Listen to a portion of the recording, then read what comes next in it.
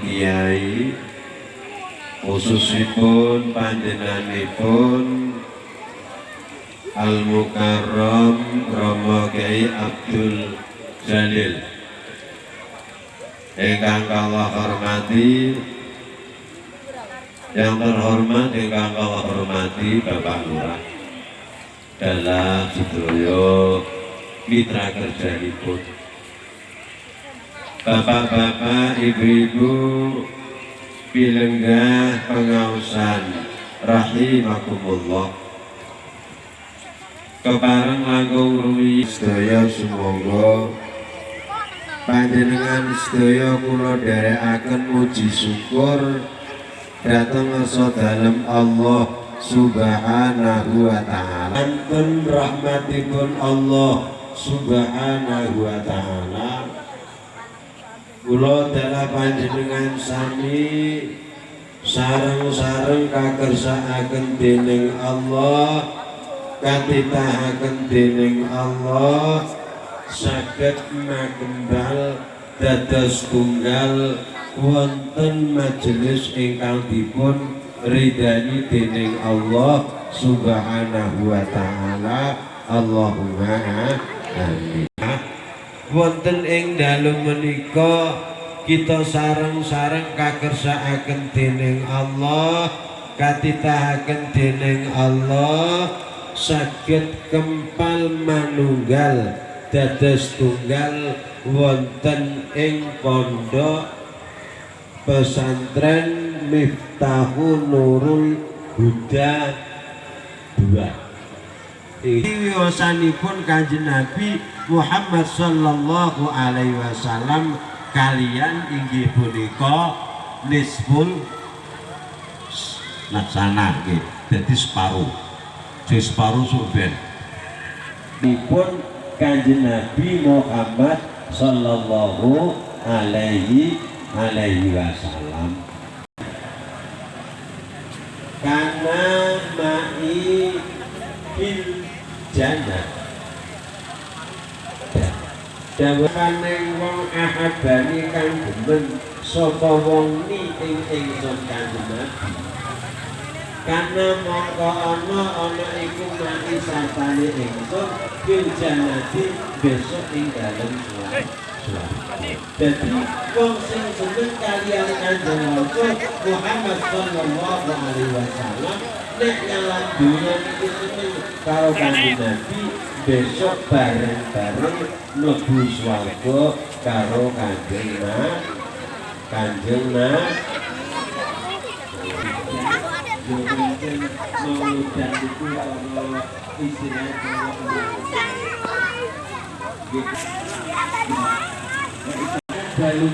siap.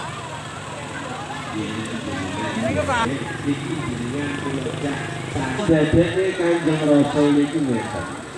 Kok lamun Allah ora ndadekke Kanjeng Rasul Muhammad sallallahu alaihi wasallam, Allah ora ndadekke Nabi Adam, Nuh, Ibrahim sak piturute, yo ora ndadekke gunung swarga neraka sak piturute.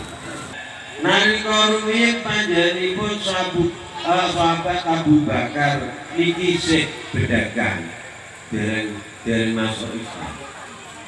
Ya, jadi sahabate Kanjeng Nabi sing awit Islam jog cilik niku setunggal inggih punika namung panjenenganipun Sayyidina Ali karamallahu wajhah.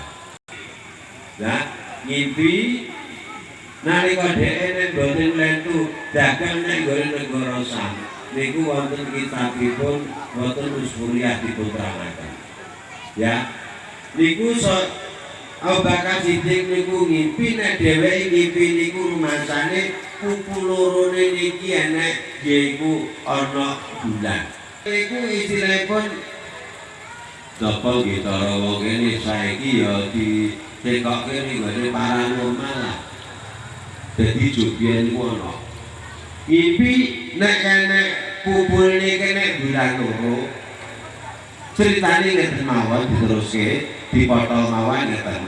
Ya wis iki besok iki arep ana nabi akhir zaman yaiku jenenge Muhammad yaiku turunane Bani Hasyim. Besok kowe iki bakal dadi sahabate.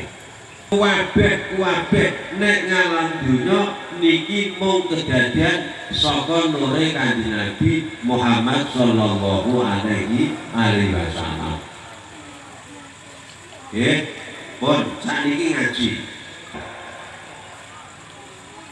Allah Ta'ala khalaqa sajarah arba'atu asalin fasamaha sajaratal yakin. Niki ngeten. Jadi sadurunge Allah Subhanahu wa Ta'ala ndadekake gunung lan sak pitute sing tekluwet nek ngalam donya niki pertama kali Allah Subhanahu wa Ta'ala ndadekake wit mau fasamaha sajaratal yakin yaiku diarani wit sajaratul yakin. Sajaratul yakin kala ngeten para hadirin. Selajeng summa khalaqa nura Muhammad fi hijabin min durratin bayda'in kama salitamus. Sawise Allah Subhanahu wa Ta'ala ndadekake wit sing jenenge wit sajaratul yakin. Ya, wit sajaratul yakin niku duwe pang sing akehe pange niku papat. Dadi nek wit jenenge sajaratul yakin duwe wit jenenge napa duwe papat pange niku. Lah wonten niku sak sampunipun Allah Subhanahu wa Ta'ala ndadekake yaiku sajaratul yakin summa khalaqa nura Muhammad. Nure Kanjeng Nabi niki dipun damel dening Allah Subhanahu wa Ta'ala bikik jabin ing dalem aling-aling minduratin baidoin saking inten kang putih kama sali tausi kaya dene manuk taus. Dadi nuwun sewu ya, sadurunge Allah Subhanahu wa Ta'ala ndadekake ngaturaken apa sing ning langit niki pertama kali Allah ndadekake wit sing jenenge wit sajaratul yakin. Ning kono ana pange papat, ning kono terus apa niku Nur Muhammad. Dadi Kanjeng Nabi niku sebutane awalul anbiya wa akhirur rasul, kawitane para nabi, akhire para rasul. Sebab napa? Sadurunge nggih napa-napa niki Kanjeng Nabi wis digawe karo Allah kuwi. Salajengipun para bapak, para ibu pinenggah pengaosan ingkang kula hormati, Nure Muhammad kala kalih Allah Subhanahu wa Ta'ala ning kono didadekke yaiku kama salil taus kaya dene manuk merak. Ya, jadi Kanjeng Nabi niku rohe rumiyin kalih Allah dicetak ning kono dikekne kaya dene manuk Thomas wa wada'ahu ala tilka sajarah wa sabbaha ala miqdar sabila al-fasana.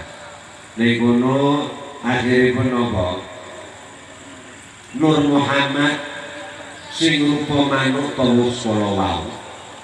Wonten ing mriku kalih Allah Subhanahu wa Ta'ala dikek nggone wit sajaratul yakin fasabbaha 'alaiha miqdar arba'ina albisana. Ning kono maca tasbih sekirane yaiku 70.000 taun. Dadi sadurunge gawe dunya niki gawe Nur Muhammad. Subhanallah. Terus ngoten niku. Lah ing akhiripun para hadirin sasampunipun mekaten summa khalaqa miratal haya bahwa diat biis balihi wis sakuse ngoten akhire Allah ndadekke yaiku miratul haya. Mila Dek, nilon niku didadeke ning ngarepe manuk tawus. Ya wis dadeke manuk tawus terus niku nilon dikek ngarepe fala manadzara tawus fiha ra'a suratihi asana suratin wa azana hayatin. Lah ning kono ngerti. Ya, ning kono ngerti nek dheweke niku ngerti rumangsane bagus rupane. Nur Muhammad kala wau sing saka nek gone jerone tawus kala wau.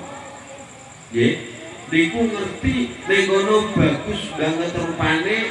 Masyaallah pokoke seneng akhiripun basa suwe-suwe dingeti karo ngingeti napa niku ngingeti nek gone Wiratul Hayat. Nilon sing kanggo isin kala akhiripun pastahya minallah. Pastahya mongko isin sapa si manuk tawus kala wau minallahi ta'ala saking Allah Ta'ala. Kontrotan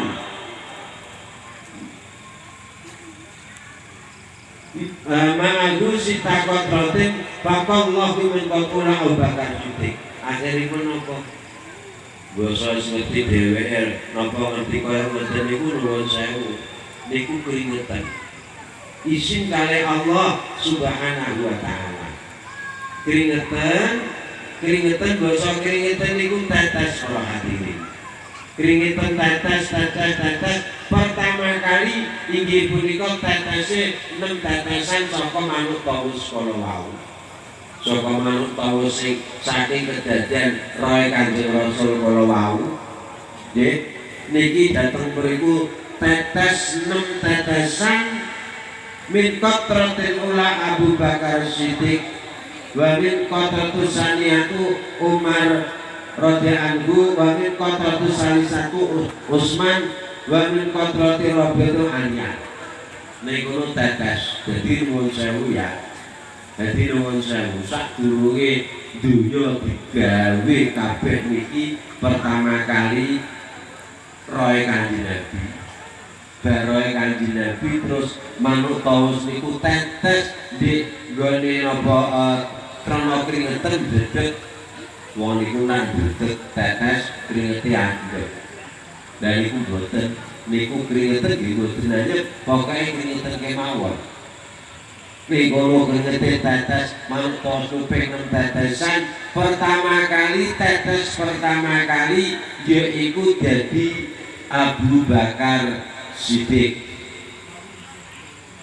Nggih.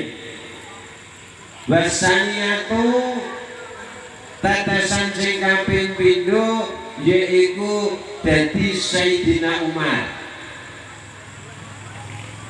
Sing kaping telune Bamin Qatati Salisati Utsman dadi Sayyidina Utsman. Lah sing nomor 4 yaiku dadi Sayyidina Ali. Komisanti wadah. Dadi kula jenengan sami niki nggih nuwun sewu Pak Buya, aja mawang nggih nuwun sewu menungso niku sakniki akeh mawari dhisik nggih. Ya ta, arek kene wah ngundang piye iki ngene mawari didhisikke. Mboten. Lah, ing akhiripun para hadirin sasampunipun mekaten Allah Subhanahu wa taala ndadekake sing kaya ngoten niku. Selajeng sumas sajada dalikan nur Muhammad khamsamara.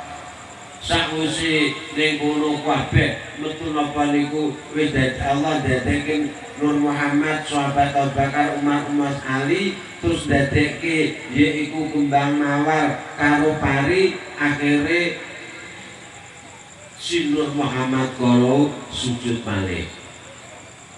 Ya. Suma sadad dalikan Nur Muhammad khamsamara. Fasora alaina tilka sadah fardan mukitan faradullah khamsa sholawatan. Jadi ning kono akhiripun apa sakwise kaya wonten niku Nur Muhammad akhire sujud malih ping 5. Nah, kedadian saka sujude kan Kanjeng Nabi Muhammad sallallahu alaihi wasallam sing rupa nur kala wau niku akhiripun ning kono dadi limang sujudan yaiku dadi limang wektu kanggo umate Kanjeng Rasul Muhammad sallallahu alaihi wasallam. Jadi mesti bertoke dene Allah Subhanahu wa taala kula dalah panjenengan sami padha nglakoni salat lima wektu niki sebabe karo Allah wis dicipta sadurunge kula jenengan sami kala wau napa niku mangertosi napa ingkang dipun dadosaken dening Allah kala wau. Jadi pertama kali Nur Muhammad Abu Bakar masak piturute terus kaping 6 yaiku tetesan napa sujudane Kanjeng Nabi yaiku dadi salat lima ingkang diberdoaken dhateng kula dalah panjenengan sedaya. Pramila monggo kula dalah panjenengan sami sebagai umat Islam monggo salatipun salatipun dipun reksa ingkang saestu keranten salat kala wau fardu wajib kagem tiyang Islam tur salat kala wau namung Allah kalian Kanjeng Rasul kemawon ingkang napa kala wau inggih punika napa perintah kalian inggih punika salat kala wau.